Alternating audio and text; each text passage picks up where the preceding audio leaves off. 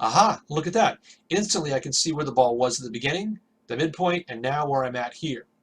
That means I've got two brackets. So the further I am off in the past, I get this blue bracket, and where I'm going in the forward in the future, I get this green bracket. So I can move that forward here. So here's what I'm going to do. I can see where I've kind of been. I can drag through the scrub bar, and I can see myself starting to come down. But remember, as I said, the ball is sort of overlapping here up at the top, but as it starts to fall, we need to separate it away. So here's what I'm going to do. In the next blank notch in the timeline, I'm going to right click, and I am going to say paste frame. And there it is again, and I drag it down. This time it's not going to touch the other ball. See, that's not going to touch.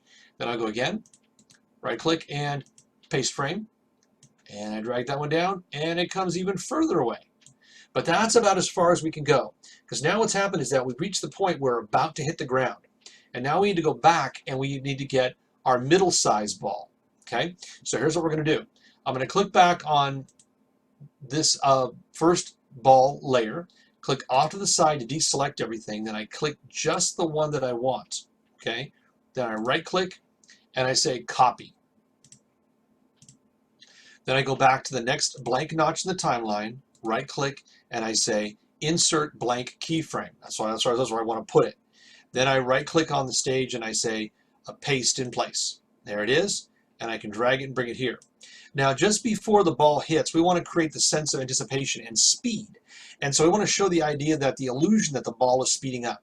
So what we're going to do is notice I'm using the rotation tool here, and I'm rotating that ball.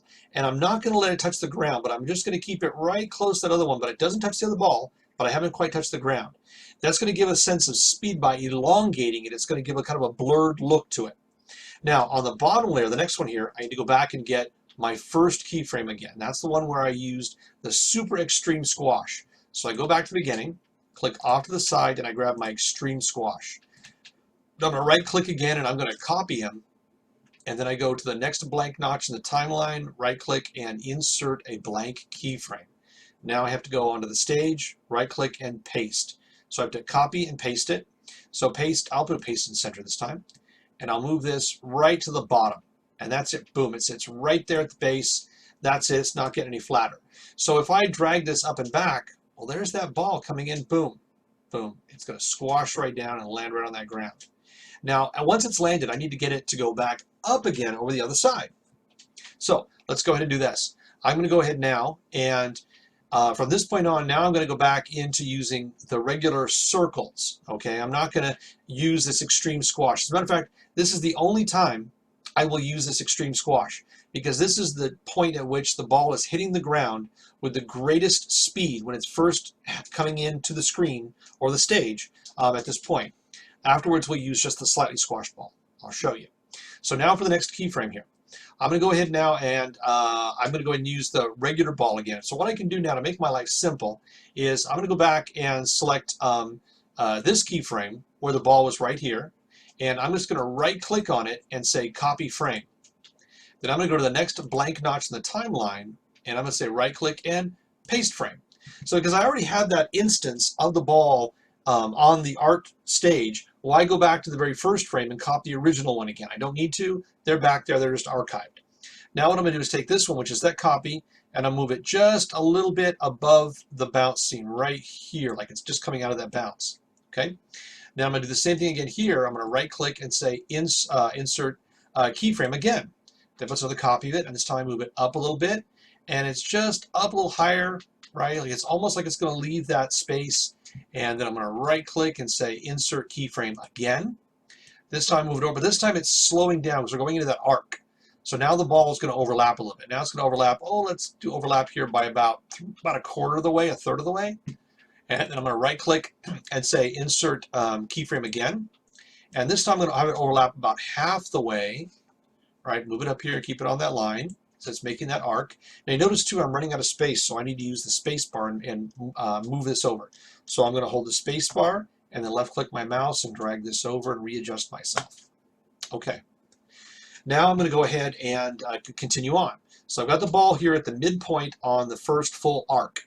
So what I'm going to do now is I'm going to go right next blank keyframe, right click and say paste frame again. And when I paste frame again, now this time I can go ahead and I can Move it down. Oh, let's see, go down here to go about 1/3 of the way away from it again. Or you'll just overlap those two. Yeah, that's kind of nice, 50-50. Now let's go ahead again, right click and insert, or paste frame.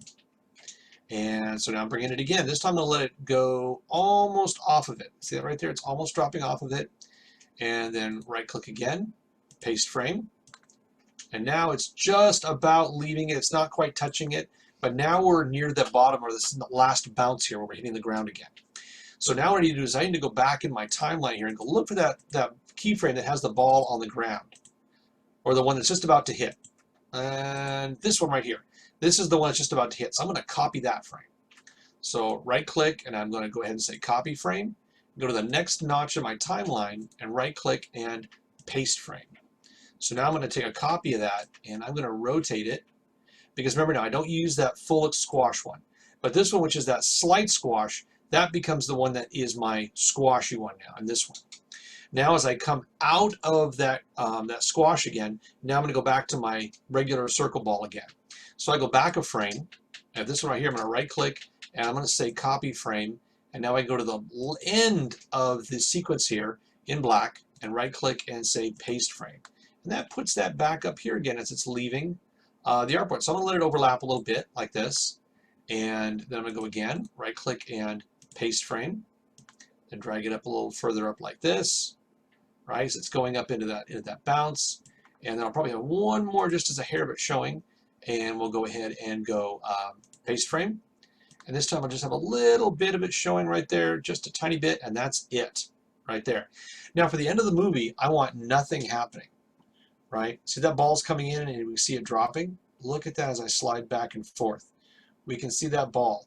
And the key to this is really, again, at those arcs. At the high point of the arc, you have a tighter ball, overlap ball. When the ball is falling between the two spaces from here to here, here and here, you have more space in between. But when they're at the high point or the arc itself, that's when they overlap at their greatest. Okay? Now, I've got my little arc here, and I'm sitting here. I can stretch this out to encompass the full movie there. See, I can see the whole thing all the way from front to back. See that? And my red one there, you see that's the hot one, that's the active one.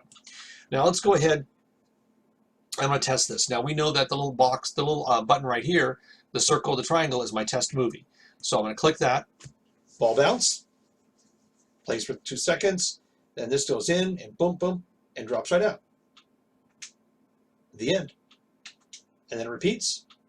There we go. Fantastic. So we have our full ball bounce movie. Okay, now this was a test though, so here's what you do. I want this ball to kind of, maybe slow down a little bit. So let's try this. What I'm going to do is on frame number 1 here, when the ball first comes in to the scene, I'm going to go ahead, I'm actually shrink this down here. Let me go ahead and do a control minus, there we go.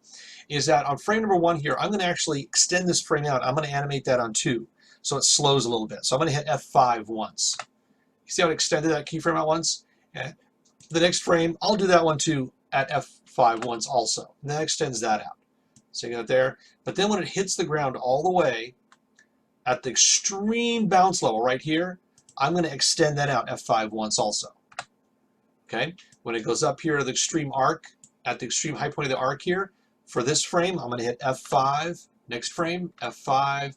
And this one, F5. And that slows it down in the arc. So basically the idea is that the image is lasting for 2 frames instead of 1. So you'll see this slow, fast, slow, fast, slow, fast. So let's go ahead here. Let me move forward here in the time. And when the ball is going down and it hits forward and it lands on the ground all the way completely again, right here, I'm going to F5 that once also. And then on the last frame as it's getting ready to leave here, these last 2 frames, I'll probably do those as a F5 also. So F5 and F5. There we go. Now let's go ahead and test this again. Now you'll notice this time you'll see a change in the speed. Notice now that it hits with more of a sudden impact, and there's more of sort of a linger and bounce in midair. Watch again. And boom, boom. You'll see that when it hits the ground, then it pauses up in midair at the arc, and then it comes down and lands hard again. Let's try as a little experiment. Let's go ahead and try one more. Watch this. When it lands all the way on the ground here, okay, and the ball is, let's go forward here a little bit. There we go. Oh, too much. There we are. So when the ball lands on the ground here, let's just for fun, let's go ahead and try this out. There's the ball all the way at the ground, right? So let's go one frame right after it. I'm going to F5 that one. And then let's go, so this one's fast, and this one's slow, but the one that's right in the midpoint, right at the high point, that one I'm going to F5 one more time. So I've got 3 frames on that one, okay? And then it's going to go back to 2, and 1, 1, 2, okay? So let's play with that speed a little bit there. Let's try that. Let's try that.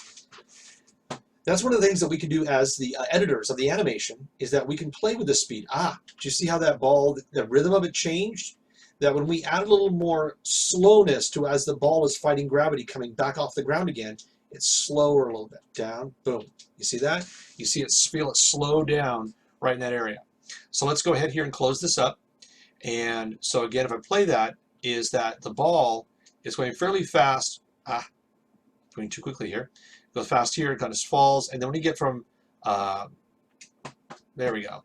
It goes right about, there we are. So if it goes from here, then from here to here, it's slower, right? Then it gets really slow, and then it starts to get fast again, and then it slows up just a little bit up here as it leaves. So that is a really good thing. So we want to see that bounce. Now, what I want to do is I'd like to see that bounce happen 2 times in the animation. So here's what we're going to do with that to make that happen. So let me show you how to do a little trick for you here. Is I'm going to go ahead here and insert a blank keyframe because I want nothing to happen for about a second. So at the end of the bounce cycle, when the ball leaves there, right, I want that ball to leave. At first, I'm going to go ahead and close up my onion skin so that all that confusion's gone. So I've got my ball. It comes in, it falls, it does exactly what it's supposed to do.